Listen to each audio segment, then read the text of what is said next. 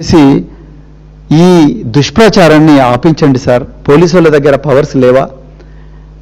ఇలా ముఖ్యమంత్రి గారే సాక్షాత్తు నిందితుడి తండ్రితోని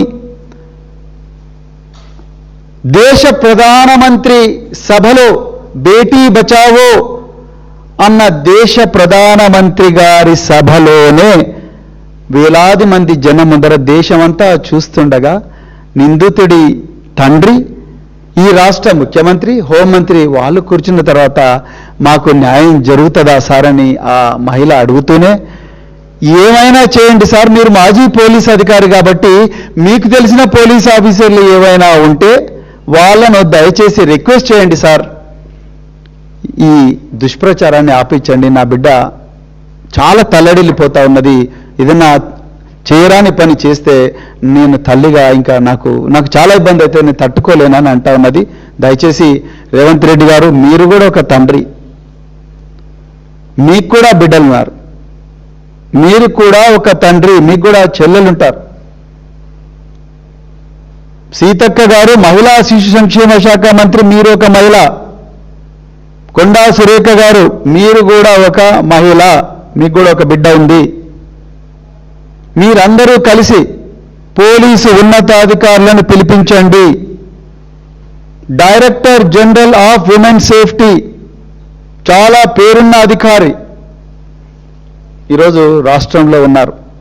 అదేవిధంగా director general of cyber security bureau DG ర్యాంకులో ఉండే మహిళా అధికారి ఉన్నారు.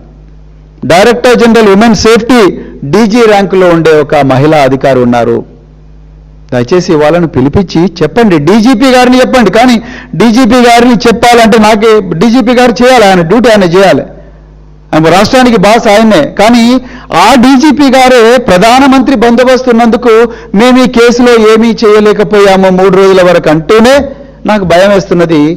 బండి సాయి భగీరథ్ తెలంగాణ అమ్మలాగా ఉండాలి అనుకుంటున్న కవితమ్మ, ముందు ఈ అమ్మ బాధ చూడండి. ఆ తల్లిని ఓదార్చే నాదుడే లేడు.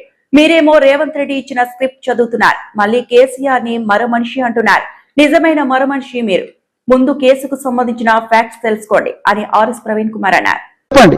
నిన్న కల్వకుంట్ల కవిత గారు, అమ్మా మీరేమన్నారు? మీరు మీ party so called carbon copy party పెట్టిండ్రు కదా, ఆ పార్టీ ఆవిర్భావ సభలో ఉన్నారు, నేను తెలంగాణ అమ్మలాగా ఇప్పటి నుంచి ఉండాలనుకుంటున్నా అంటున్నారు. అమ్మ తెలంగాణ అమ్మ అనుకోవాలనుకుంటున్న అమ్మగారు, ముందు ఈ అమ్మ బాధ చూడండి, ఈ అమ్మ బాధ ఆలకించండి, ఈ అమ్మ బాధ ఆలకించండి. ఆమె బిడ్డ కోసం కన్నీరు మున్నీరుగా విలపిస్తుంది.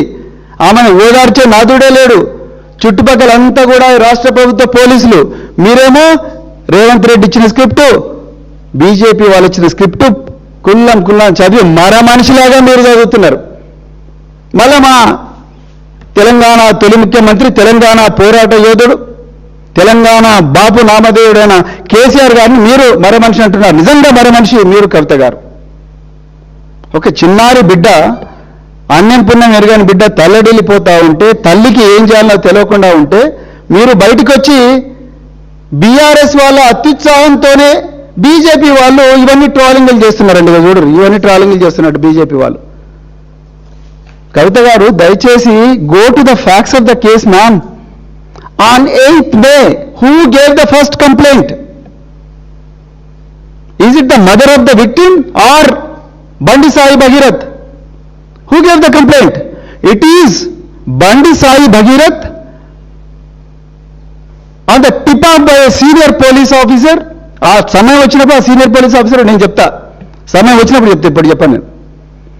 On the tip of a senior police officer, this guy goes to Karimnagar police station while the mother of this child waiting for the acknowledgement of her complaint in Pet Basheerabad.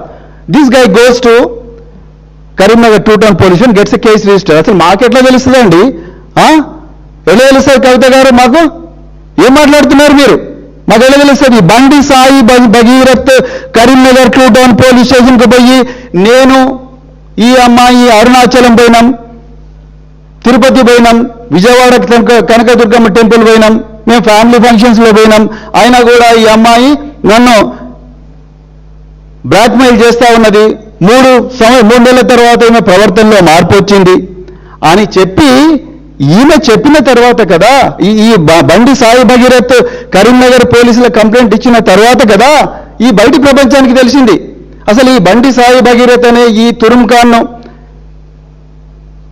ఈ సచ్చీలన్నీ బెదిరించిన ఈ మహిళ ఎవర్రా బాబు, ఈ కుటుంబం ఎవరు, వీళ్ళకెన్ని గుండెలున్నాయి అని చెప్పి తెలంగాణ సమాజం ముక్కున వేలేసుకొని అప్పుడు కొంచెం తవ్వుతా ఉంటే అప్పుడు పేట్ బషీరాబాద్ బయటకు వచ్చింది. ఒక్క మీడియా కూడా రాయలేదండి. గ్రామ పంచాయతీ సూరారం ఆధ్వర్యంలో ఎస్ఎస్సి టాపర్స్ కి సన్మానం. చిలుక నాగరాజు సూరారం సర్పంచ్. ప్రజాపాలన ప్రగతి ప్రణాళికలో భాగంగా ఈ రోజు విద్యా వారోత్సవాల్లో బడిపాట కార్యక్రమంలో భాగంగా సూరారం జడ్పీహెచ్ఎస్ పాఠశాలలో గౌరవ సర్పంచ్ చిలుక నాగరాజు గారి ఆధ్వర్యంలో పాఠశాలకు 100% ఉత్తీర్ణత వచ్చినందున పాఠశాల ప్రధాన ఉపాధ్యాయులు మనీష్ రెడ్డి మరియు ఉపాధ్యాయ బృందాన్ని మరియు 540కు పైగా మార్కులు వచ్చిన విద్యార్థులకు వైష్ణవి, శివ, నవనీతలను ఘనంగా సన్మానించడం జరిగింది. అదేవిధంగా ఉపాధ్యాయ బృందాన్ని కూడా గ్రామ పంచాయతీ తరపున సర్పంచ్ చిలుక నాగరాజు ఆధ్వర్యంలో సన్మానం చేయడం జరిగింది. ఈ కార్యక్రమంలో పంచాయతీ సెక్రటరీ నాంపల్లి, ఉప సర్పంచ్ రాణబోయిన మలేషం, పంచాయతీ పాలకవర్గ సభ్యులు యాదగిరి, స్వప్న, ఆంజనేయులు, సాయిదన్న, మహేందర్, మండల కాంగ్రెస్ సీనియర్ నాయకులు శంభుని రాజ్ కుమార్, గ్రామ సీనియర్ నాయకులు కొర్వి సురేష్, టీఆర్ఎస్ సీనియర్ నాయకులు చింతల భూపాల్, విద్యార్థుల తల్లిదండ్రులు తదితరులు ఈ కార్యక్రమంలో పాల్గొన్నారు. శంకరంపేట మండలం సూరారం గ్రామంలో ప్రజా పాలన ప్రగతి ప్రణాళిక 99 రోజుల్లో భాగంగా విద్యా వారోత్సవాల్లో భాగంగా నేడు బడిబాట కార్యక్రమం సూరారం గ్రామంలో గల్లీ వీధిన బడిబాట కార్యక్రమం నిర్వహించాము. తెలంగాణ ప్రభుత్వం ప్రతిష్టాత్మకంగా తీసుకున్న ఈ యొక్క ప్రజాపాలన ప్రగతి ప్రణాళికలో భాగంగా ఈ విద్యా వారోత్సవాలను కూడా మా గ్రామంలో అత్యంత ఉత్సాహంగా నిర్వహిస్తూ ఒక్క బాబు కూడా బయట ఉండద్దు అనేది మా సంకల్పం. ఈ పథకం ఉద్దేశం ఎవరు కూడా చదువుకోకుండా ఉండద్దు అనేది గౌరవ ముఖ్యమంత్రి గారి సందేశం. అలాగే ఈసారి పోయినసారి 2024-25 గాను, ఈసారి 2025-26 గాను సూరారం గ్రామం ఎస్ఎస్సి ఫలితాలు 100% రావడం జరిగింది. అది మా గ్రామానికే పెద్ద గర్వకారణం. దానికి పూర్తిగా సహకరించిన మా ఉపాధ్యాయులు, ప్రధాన ఉపాధ్యాయులు సాయిరెడ్డి సారు, ఇన్ఛార్జ్ ఉపాధ్యాయుడు మనీష్ రెడ్డి సారు, అలాగే ఉపాధ్యాయ బృందం, మా విద్యార్థుల తల్లిదండ్రుల ప్రోత్సాహం కూడా బాగా అందించడంతో మేము ఈ 2 సంవత్సరాలు కూడా 100% చేసుకోవడం జరిగింది. దాంట్లో 540 మార్కులు, 534 మార్కులు, 525 మార్కులు కూడా రావడం జరిగింది. 5 విద్యార్థులకు 500 పైన రావడం జరిగింది. ఒక ప్రభుత్వ పాఠశాలలో కూడా 540 మార్కులు రావడం అనేది చాలా గర్వకారణం. అలాంటి మా గ్రామానికి మంచి పేరు తేవడానికి పూర్తిగా సహకరించిన పాఠశాల ప్రధానోపాధ్యాయులు సాయిరెడ్డి గారికి, ఇన్ఛార్జి ప్రధానోపాధ్యాయులు మనీష్ రెడ్డి సార్ గారికి, ఉపాధ్యాయ బృందానికి, విద్యార్థులు కూడా కష్టపడడానికి తల్లిదండ్రుల పాత్ర చాలా కీలకం ఉంది. వారందరికీ కూడా ఈ విద్యా వారోత్సవాల సందర్భంగా సన్మానం చేయడం జరిగింది. వారందరికీ కూడా నేను ధన్యవాదాలు తెలియజేస్తున్నాను. మెదక్ జిల్లా నర్సాపూర్ మున్సిపాలిటీలో అభివృద్ధి కార్యక్రమాలు వేగవంతంగా కొనసాగుతున్నాయని మున్సిపల్ చైర్పర్సన్ మంచునూరి లక్ష్మి తెలిపారు. పట్టణ ప్రజలకు మెరుగైన మౌలిక వస్తువులు అందించేందుకు ప్రత్యేక చర్యలు చేపడుతున్నామని ఆమె పేర్కొన్నారు. ఈ సందర్భంగా మాట్లాడుతూ రోడ్లు, డ్రైనేజీ వ్యవస్థ, పారిశుద్ధ్య పనులు, త్రాగునీటి సౌకర్యాల అభివృద్ధిపై ప్రత్యేక దృష్టి సారించినట్లు తెలిపారు. ప్రజల సమస్యలను తెలుసుకుంటూ వాటి పరిష్కారానికి మున్సిపాలిటీ కట్టుబడి పనిచేస్తుందన్నారు. ప్రభుత్వ సంక్షేమ పథకాలు ప్రతి అర్హుడికి చేరేలా చర్యలు తీసుకుంటున్నామని, పట్టణ అభివృద్ధిలో ప్రజల సహకారం ఎంతో అవసరమని ఆమె పేర్కొన్నారు. స్థానిక ప్రజాప్రతినిధులు, అధికారులు మరియు నాయకులు ఈ కార్యక్రమంలో పాల్గొన్నారు. పేరు మంచునూరి లక్ష్మి రాజు యాదవ్, నర్సాపూర్ మున్సిపాలిటీ చైర్పర్సన్గా రీసెంట్గా ఎన్నికయ్యాను. నేను ఈరోజు మన గవర్నమెంట్ సీఎం రేవంత్ రెడ్డి సార్కి ఫస్ట్ చాలా థ్యాంక్స్ చెప్పుకుంటాను నేను. ఎందుకంటే మన మినిస్టర్ వివేక్ వెంకట్ స్వామి గారు దగ్గరుండి మన నర్సాపూర్ అభివృద్ధి, నగరాభివృద్ధి కోసం 15 కోట్లు శాంక్షన్ చేయించి అందులో మెయిన్ బ్యూటిఫికేషన్స్ ఆఫ్ కొమ్మట్కుంట. ఎందుకంటే కొమ్మట్కుంటలో చాలా మురికి నీరు, ఆకులు, గుర్రపు డెక్క అట్లాంటివన్నీ అయి కుంట అనేది ఖరాబ్ అవుతుంది. అక్కడున్న పొల్యూషన్ కూడా మనకు బ్యాడ్ అవుతుంది. ఆ పొల్యూషన్ ద్వారా పబ్లిక్కి కానీ, అక్కడున్న పీపుల్కి కానీ, పిల్లలకు కానీ కొంచెం హెల్త్ ఇష్యూస్ అట్లా వచ్చే ఛాన్స్ ఉంది.